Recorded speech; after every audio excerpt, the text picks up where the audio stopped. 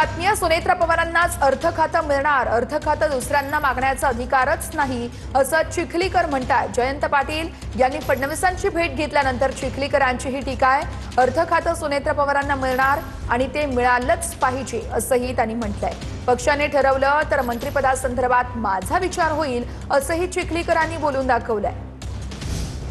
मंत्रिपदासाठी दोन्ही राष्ट्रवादीमध्ये रस्सीखेच सुरू आहे। काल जयंत पाटलांनी देखील मुख्यमंत्र्यांची भेट घेतली होती, कसं एकंदरीत बघताय? हे असं मला वाटते की कल्पोकल्पित बातम्या बाहेर येत आहेत। दोन राष्ट्रवादीचा प्रश्नच निर्माण होत नाही। आदरणीय अजितदादा पवार साहेबांकडे अर्थ खातं होतं। दादा गेल्याच्या नंतर सुनेत्रा वहिनीने उपमुख्यमंत्री पदाची शपथ घेतली।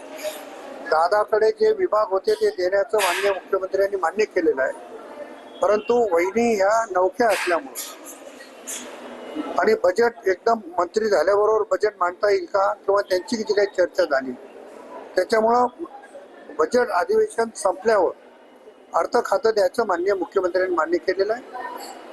बजेट खातं झालं, पुरवणीचं झालं आणि मला वाटतं की त्यांच्या स्तरावर हा निर्णय होऊन वहिनींनाच अर्थ खातं मिळेल, दुसऱ्यांना मागण्याचा अधिकार पण पोहोचत नाही।